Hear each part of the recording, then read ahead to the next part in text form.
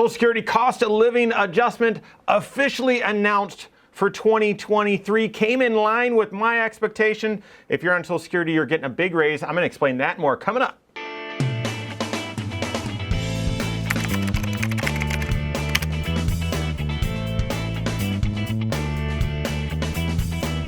My name is Mike Bernard. I'm the host of the Wise Money Show. I'm also one of the certified financial planners right here at Korhorn Financial Group. Make sure you hit that subscribe button, turn on notifications, and smash that thumbs up button. We've been saying it for a while now. I actually did a video a couple months ago saying, hey, looks like if you're on Social Security, you're going to receive a cost of living adjustment, an inflation increase in your Social Security for 2023. Geez, could be 8-9%. Some people were saying 10-11 at that time. I didn't think so.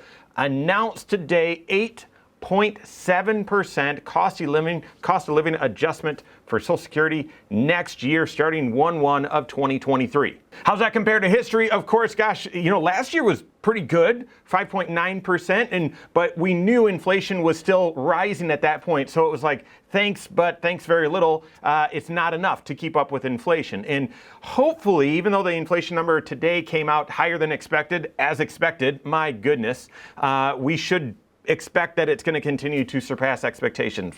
At least, that's obviously our expectation here at KFG. But hopefully inflation is either peaking or has peaked and will start coming down. So this 8.7% cost of living adjustment that you're going to get is welcome relief, but also should really help going into next year if we start to see prices drop. So 8.7 compared to 5.9, fantastic, much better. Now, these are the highest numbers that we've seen. In 2008, we saw 5.8% increase, followed by 0 and 0, which, guys, is likely coming as we digest inflation and then get into a recession, likely a challenging one. Prices will likely drop or come down some. But the last time we saw a cost of living adjustment to Social Security anywhere in this range was 1981, 11.2% cost of living adjustment. That's after a 14.3% cost of living adjustment. This is all based on the urban CPI number, the CPIW. That's what the calculation is based off of, and so 8.7% increase. So what's that actually gonna feel like? Last time when I did a video announcing what we expected this to be, most of the comments were they're gonna take all of this away and increase Medicare costs. Well, we know now both sides of the story. We know that your Medicare Part B cost for 2023 is actually going down $5.20. The base rate was $170.10 per person in 2022. That's going down in 2023 to $164.90 per person. So we know Medicare Part B is coming down.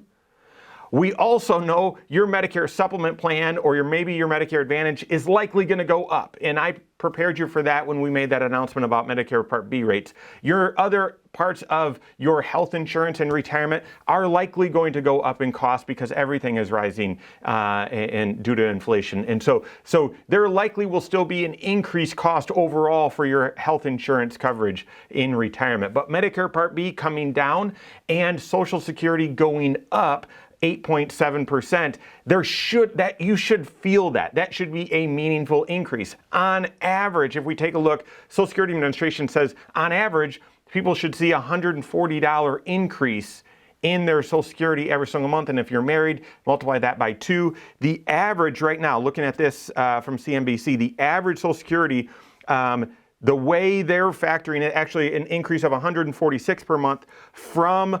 $1,681 was the average. Apparently the average Social Security payment in 2022.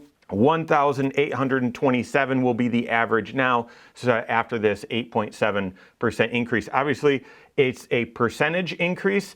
So therefore a percentage on a smaller number will be a smaller increase. A percentage on a bigger number will be a bigger increase. So there again, hopefully you've been working with your certified financial planner and figuring out the exact right strategy for you to optimize drawing Social Security. Hopefully in your situation, you've looked at the benefits of delaying Social Security, even if it's delaying it just a little bit. And now if you've done that, your Social Security may be higher than this average, and therefore an 8.7% cost of living adjustment increase on a bigger number will be a bigger dollar amount of increase.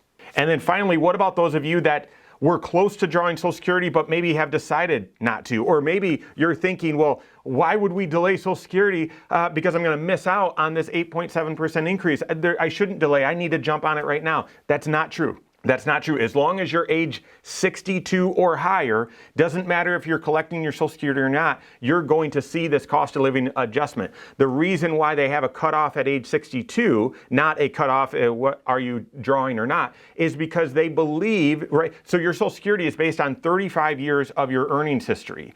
And the Social Security Administration, or back in the original calculation, they had to determine, all right, well, how much, if there's inflation going on, you should be seeing some inflation in your wages. Your wages should go up, and therefore you're automatically going to be receiving an increase in your Social Security because your wages will be going up. But at some point, they draw the line in the sand and say, well, even if you're still working, increase in wages isn't going to make that big of an increase in your Social Security. Therefore, we'll start giving you that cost of living adjustment to your benefit. And they've drawn the line at 62. So if you're 62 in 2023, you're going to get this benefit, this cost of living adjustment, whether you're drawing your Social Security or not. So this alone is not a reason for you to say, oh, I better jump on Social Security.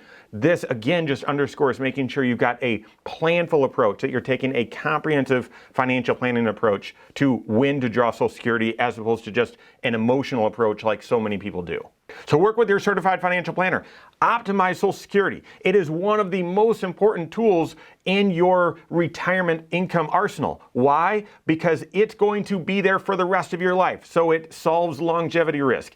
It's going to still be there if there's volatility in the stock market. So it manages market risk. And as we're seeing now, it's an income stream that should keep up with inflation. Does it do so perfectly? Absolutely not. I didn't claim that it would. And I know there's huge problems and challenges with our Social Security system, but it's maybe the only income source that you have that slays those three big risks: longevity risk, market risk, inflation risk.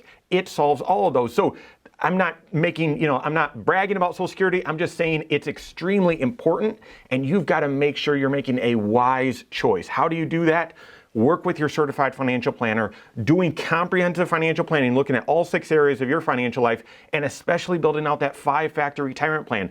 All of that perspective, and then some additional number crunching will equip your advisor and you to look objectively at the numbers and say, all right, this is when it would be beneficial or advantageous for you to draw Social Security, whether that means draw it right away, draw it at a certain age, or delay it as long as you can. Your health changes, economic changes, other changes could influence that, but that's the perspective that allows you to make a great choice and optimize Social Security for you. If you don't have a CFP on your team that's helping you with that, you can contact one on my team. Find us online, Korhorn.com. That's Korhorn with K. WiseMoneyShow.com. You can find us there as well, or give us a call, 574-247-5898. All right, there you have it. Go out and take your next wise step in your financial life.